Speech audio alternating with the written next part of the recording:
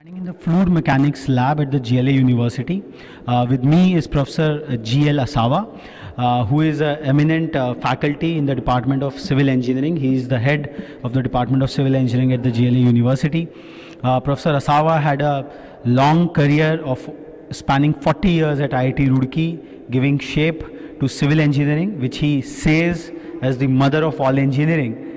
We will be talking with him, knowing from him more about the research initiative, the research focus which the GLA University has carved it for itself. We welcome you, sir. Thank you. Yeah. So, how can you say that civil engineering is the mother of all engineering? See, without civil engineering, nothing can be done. You may think of setting up an industry. You need a civil engineer to build the industry infrastructure. For the economic as well as environmental well-being of human beings, we need a civil engineer. In good old days, let's say if we go back to 1847 around, civil engineering was the only engineering that was started at Roorkee College in Roorkee for all kinds of development in the vicinity. And at that time, there used to be only civil engineering in that college. Much later, civil engineering was divided into civil, mechanical, and electrical. And it's only after the country became independent that other branches were introduced. Okay. It's for this reason that I call civil engineering to be mother of all engineering. Even if you will ask other engineers, they also would probably agree. It's not that I am civil engineer, that's why I am saying. So how come this mother of engineering at GLA University driving the various other departments and their academic programs and research focus? See, civil engineering being mother of all engineering, they rely on us. I am not downgrading any other branch here. They are doing still much better work than what we are doing. With GLA group of institutions, civil engineering started much later. Initially, they had computers only. Then mechanical, electrical was also there. But civil engineering was started, I think, about 6 years back. And it was then part of GLA Institute of Technology. And from that institute, 2 batches have already passed out. And now we have in GLA University, the senior most batch is 3rd year. And from GLA University, they will be passing out next year. So that way, GLA University started civil engineering much later. But because of the initiatives taken by the management here, we are now fully equipped with BTech program. And we are planning to have MTech program and PhD program in times to come. Whereas in other departments, they have already started this MTech program as well as PhD program. Okay. We are yet to start these programs. Nevertheless, our faculty members, through the students and through their projects, are doing basic research also. But it is not as much as it would be when we have our PG programs. So what's your view about having such a long illustrious experience in academy and research? The difference between the basic one and the applied research, which is probably the need of the hour for India to re-engineer a lot of technologies to have self-sustainability? See, basic research as well as applied research, both are needed. Basic is needed to understand a particular phenomenon. Whereas applied research is meant for application of basics.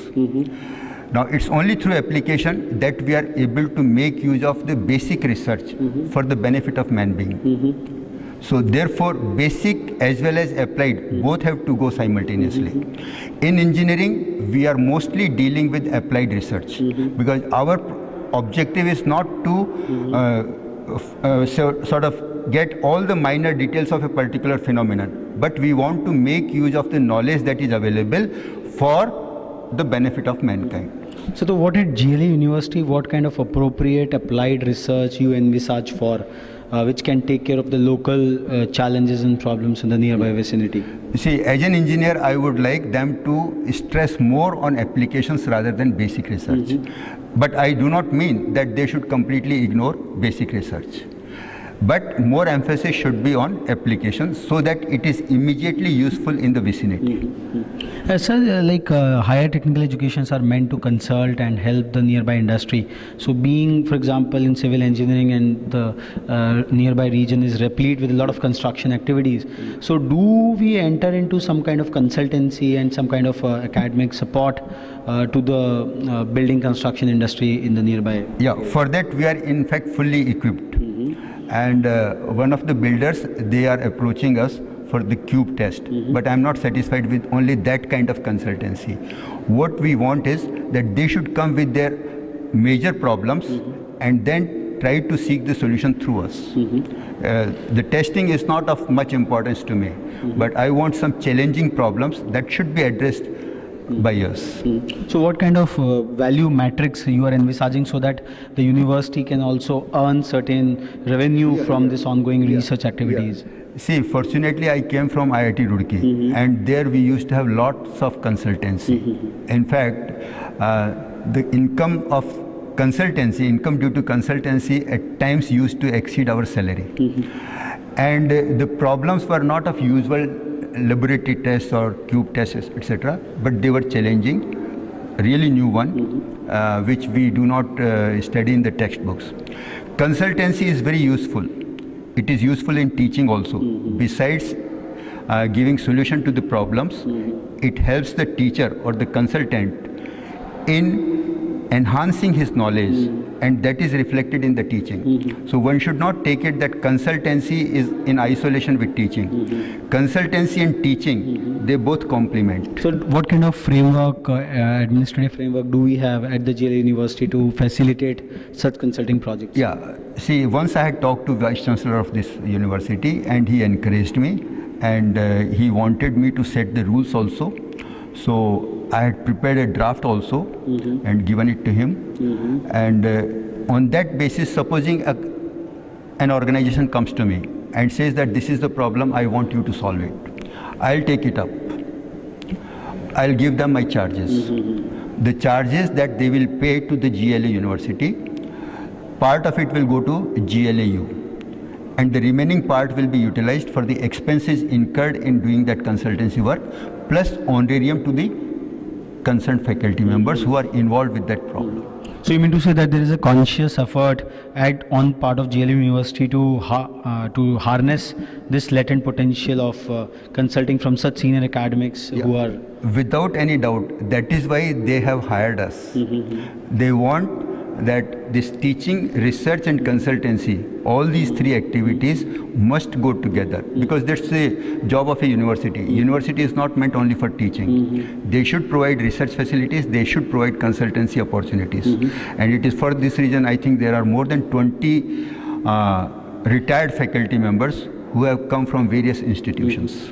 Sir, having been served in a state-funded, a publicly funded institution to a self-financed kind of an institution, what kind of cultural shift you have encountered, positive or negative? You would like to know a bit more about it. See, I'll be frank in this.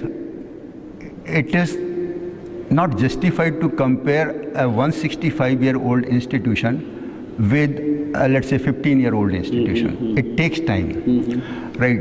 But the approach of the management, of the promoter, must be good academically. I mean, so long as there is no commercial objectives, the university will definitely progress. So you want me to compare a state-funded university or institution with a private, so that kind of comparison, in my opinion, is unjustified. But the vision, the objective of having this kind of institution is good, and this institution should be compared with an institution which is, let us say, 20-year-old private one. So I would like to put this question differently, like what exactly attracted you to an institution like this? What were the ethos which drew you at such an advanced level of your career? See, I was in fact asked to come here. I came here, then I was taken around the whole campus. I met all the senior people here. And then what I found was that my 40 years of experience at IIT Roorkee, I should be able to contribute somewhat in the growth of this institution. I would not have this kind of satisfaction in IIT Roorkee, where too I could have continued as either emeritus professor, because they have now provision to hire their retiring faculty member up to the age of 70. But I felt that whatever was to be contributed by me, if there was any contribution, I should have done it in 40 years. But by coming here, if I'm able to make a slight dent, if I'm able to bring some kind of IIT culture, then it will give me more professional satisfaction, and I would feel that I have contributed in the growth of a university, upcoming university. So this was Professor GL Asawa, who was attracted by the very sense of creating a difference in an upcoming institution, which probably will have larger role to play in the higher technical education space in times to come. And as he said, that civil engineering being the mother of all engineering and driving all the innovation across, at GLA University, all the triad of education, research and consultancy, they have an immaculate process and procedure and vision towards it. The university is quite new, but at least the vision is there, the structures are there, and at least the veteran, experienced and committed faculty members and doyens are there to drive these three verticals. So we think that this will certainly go in the rightful direction in times to come. I would like to add one more. Civil engineer is a matter of pride. Civil engineers play a vital role in providing food, fiber and shelter to the society, which are the three basic needs after air and water, which is available free. So when you want to talk about well-being of human being, whether it is economical or environmental, it is being provided through civil engineer in a big way. I am not saying that others do not contribute, but civil engineers play a vital role in providing economic and environmental well-being of the society. Whether it is food, fiber or shelter, everywhere you need civil engineer. So this speaks multitudes on its own way. We'll move on to the next destination in this campus walk of ours. Till then, stay tuned.